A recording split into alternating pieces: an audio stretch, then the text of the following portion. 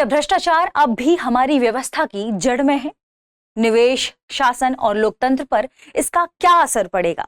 आज के सेशन में हम हालिया जारी करप्शन परसेप्शन इंडेक्स 2025 के बारे में चर्चा करेंगे कि इस इंडेक्स में भारत के संदर्भ में क्या कहा गया है, भारत की स्थिति क्या है और वैश्विक स्थिति करप्शन के लेवल पर क्या है।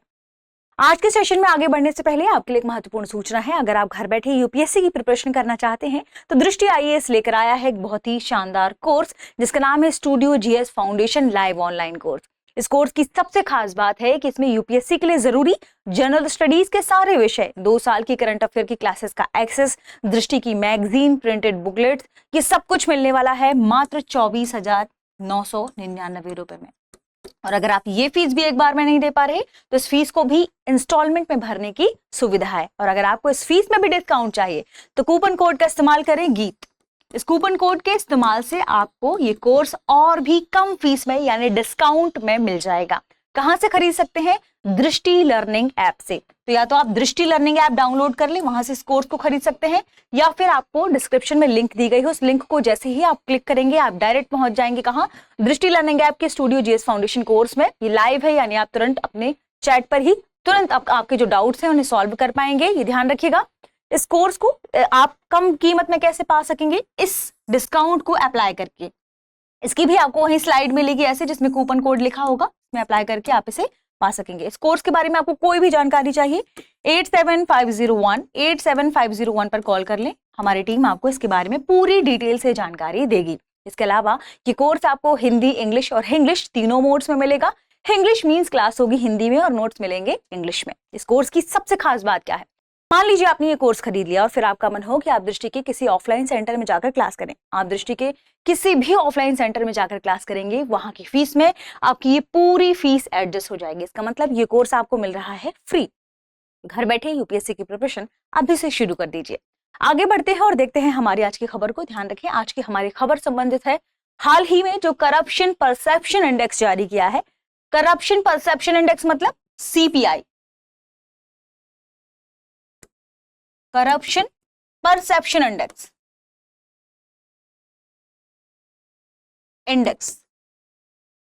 2025।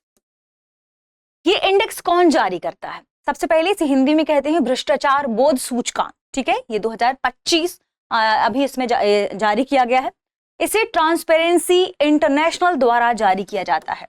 इसके द्वारा ट्रांसपेरेंसी इंटरनेशनल द्वारा जारी किया जाता है। भारत को इस रैंक में इस बार वर्ष 2025 में 91वां स्थान मिला है।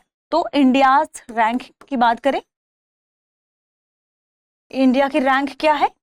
91 और स्कोर कितना है? स्कोर है 39। कितना है? 39।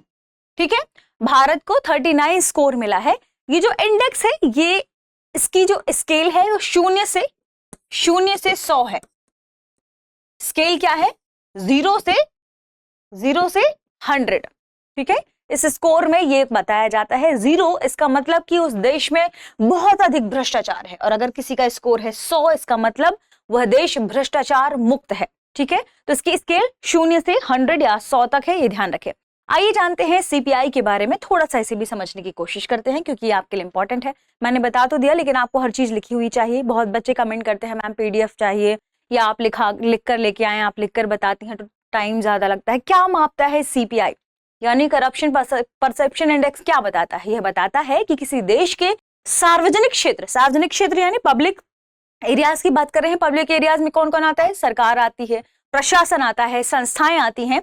तो किसी देश के इन सार्वजनिक क्षेत्रों में यानी सरकार, प्रशासन और संस्थाओं में भ्रष्टाचार को लेकर विशेषज्ञ क्या मानते हैं, उस देश के कारोबारी क्या मानते हैं, उस देश को या जो लोग हैं आम पब्लिक है वो उस देश के सरकारी कर्मचारियों के बारे में, सार्वजनिक क्षेत्र के बारे में, प्रशासन के बारे में, संस्थाओं के बारे में क्या राय रखती है, ये मापता है सीपीआई यानी परसेप्शन। आपका नजरिया क्या कह रहा है उस देश के सार्वजनिक स्ट्रक्चर के बारे में, यही मापने के लिए सीपीआई इंडेक्स लाया गया है। स्केल 0 से 100 है। हमने पहले भी कहा 0 यानी बहुत अधिक भ्रष्टाचार और 100 यानी बहुत कम भ्रष्टाचार या भ्रष्टाचार मुक्त। ठीक है, सीपीआई एक वैश्विक रैंकिंग है जो देशों की सार्वजनिक क्षेत्र यानी उनके पब्लिक सेक्टर में भ्रष्टाचार की धारणा यानी परसेप्शन को मापती है। इसे गैर सरकारी संगठन ट्रांसपेरेंसी इंटरनेशनल द्वारा 1995 में शुरू किया गया था। ईयर याद रखिएगा 1995। इसका मतलब क्या है? सीपीआई यह बताता है कि किसी देश के सार्वजनिक क्षेत्र यानी सरकार, प्रशासन और संस्थाओं में भ्रष्टाचार को लेकर विशेषज्ञ कारोबारी लोग कैसे देखते हैं। भ्रष्टाचार की सटीक संख्या जैसे पैसे की चोरी, कितनी पैसे की चोरी हुई है, ये नहीं मापता, परसेप्शन मापता है, ये ध्यान रखें। स्केल है 0 से 100। 0 यानी बहुत भ्रष्टाचार, बहुत अधिक भ्रष्टाचार, और 100 यानी लगभग भ्रष्टाचार मुक्त व्यवस्था उस देश की है। बात करें भारत की रैंक की, तो अभी हमने देखा भारत 182 देशों में 91वां स्थान पर है। भारत की रैंकिंग में बहुत मामूली सुधार देखने को मिला है, लगभग ठहराव की स्थिति अभी बनी हुई है। उसके प्रमुख कारण क्या है ये भी हम देखेंगे। डिजिटलाइजेशन व्यवस्था में सुधार और कार्रवाई के बावजूद लोगों की धारणा अभी तक भारत को लेकर नहीं बदली है। भारत में ही क्या कारण है ये समझते हैं। इसका कारण है नौकरशाही की अपारदर्शिता, यानी आज भी ब्यूरोक्रेट्स या ब्यूरोक्रेसी की बात करें, ये बिल्कुल अपारदर्शी है, ट्रांसपेरेंसी इसमें नहीं है। राजनीतिक का हस्तक्षेप, आज भी राजनीति हर क्षेत्र में अपना हस्तक्षेप करती है, राजनेता अपना हस्तक्षेप करते हैं। कमजोर निगरानी संस्थाएं, यानी जो हमारी निगरानी संस्थाएं हैं जो निगरानी करती है हर क्षेत्र की, वो कमजोर हैं। इसके अलावा कानूनों का असमान पालन, कुछ लोगों के लिए कानून का पालन बहुत जरूरी है और कुछ लोग इसको बाईपास कर जाते हैं, तो असमान लेवल पर इसका पालन किया जाता है। ये मुख्य कारण है कि भारत की भ्रष्टाचार परसेप्शन जो रैंकिंग है वो टस की मस है, आप कह सकते हैं बहुत मामूली 1 अंक का ही सुधार देखने को मिला है। रैंकिंग वर्ष 2024 में बात करें तो 96 थी भारत की, इस बार 91 आ गई है। तो रैंकिंग में सुधार किस वजह से हुआ है? एक मामूली अंक का जो हमने स्केल में सुधार किया है उसे लेकर। ठीक है, भारत में भ्रष्टाचार को अब भी व्यवस्था से जुड़ी यानी स्ट्रक्चरल समस्या माना जाता है। ये हमारी व्यवस्था में ही है, लोग इस बात को मानकर चलते हैं, ना कि ये मानते हैं कि ये कुछ अलग थलग कभी कभी होने वाली घटनाएं हैं। लोग मानते हैं कि भ्रष्टाचार भारत की व्यवस्था में ही मौजूद है। यह शासन, जवाबदेही और पारदर्शिता को प्रभावित करता है, और ये आप सभी जानते हैं कि इससे हमारे शासन जो प्रशासन चलता है वह भी प्रभावित होता है। हर लेवल पर जो ट्रांसपेरेंसी है, पारदर्शिता है, वह भी प्रभावित होती है। वैश्विक लेवल पर क्या स्थिति है ये भी जानना जरूरी है। दुनिया के कई देशों में भ्रष्टाचार की स्थिति या तो जस की तस है या फिर और ज्यादा बिगड़ी है।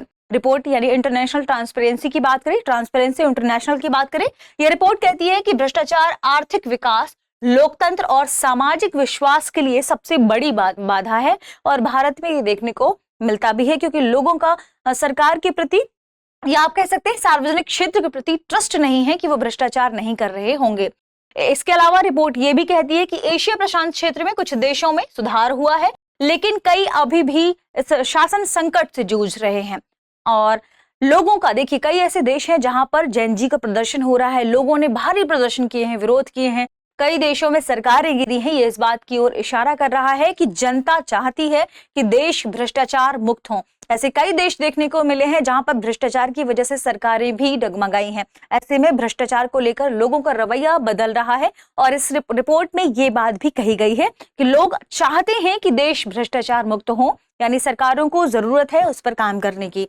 बात करें रैंकिंग सबसे नंबर 1 पर कौन है, यानी कौन सा देश है जहां पर भ्रष्टाचार मुक्त की स्थिति देखने को मिली है, वह है डेनमार्क। 89 अंकों के साथ डेनमार्क नंबर 1 पर है। इसके बाद है फिनलैंड और सिंगापुर, यानी 3rd रैंक पर है सिंगापुर, 2nd पर है फिनलैंड। बात करें यूएसए और ब्रिटेन की, तो यूएसए यानी अमेरिका का इसमें 29वां स्थान है, 29वीं रैंक है, वहीं ब्रिटेन की इसमें 20वीं रैंक है। ठीक है, और बात कर लेते हैं सबसे भ्रष्ट देश की, तो दक्षिण सूडान और सोमालिया, ये ध्यान रखिए, दोनों 9 अंकों के साथ सबसे भ्रष्ट देशों में शामिल है। वहीं ऐसे में वेनेजुला का भी नाम आता है। ठीक है, तो ये कुछ कंट्रीज हैं जिनकी लिस्ट जाननी जरूरी थी, ये हमने देखी। अब बात करते हैं कि भारत पर इसका क्या प्रभाव है, यानी जो रिपोर्ट आई है जिसमें कहा गया कि भ्रष्टाचार में भारत में कोई खास बदलाव नहीं हुआ है, इसके आर्थिक प्रभाव भी हमें देखने को मिलते हैं। जैसे अगर हम भ्रष्टाचार की ओर देखें, भारत में लेकर क्या धारणा है, भारत में लेकर अगर भ्रष्टाचार बढ़ता है या ऐसी ही स्थिति बनी रहती है तो विदेशी निवेशकों का भरोसा भारत में प्रभावित होगा।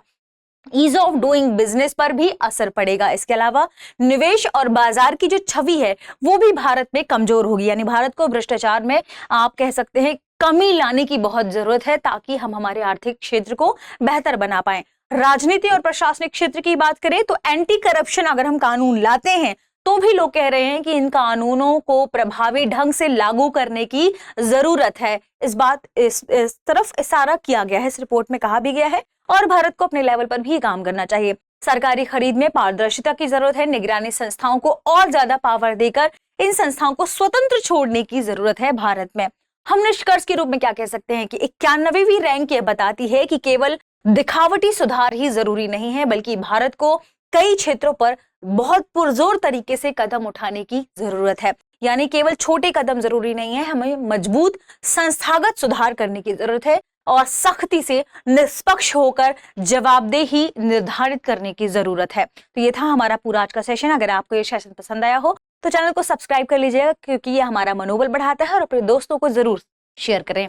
देखते हैं प्रश्न को। प्रश्न है सीपीआई 2025 यानी करप्शन परसेप्शन इंडेक्स 2025 में भारत की रैंक क्या रही है? ऑप्शन ए 85वीं, ऑप्शन बी 91वीं, ऑप्शन सी 95वीं और ऑप्शन डी 100वीं। इस प्रश्न का सही जवाब कमेंट सेक्शन में देना ना भूलें। मिलते हैं अगले वीडियो में। शुक्रिया।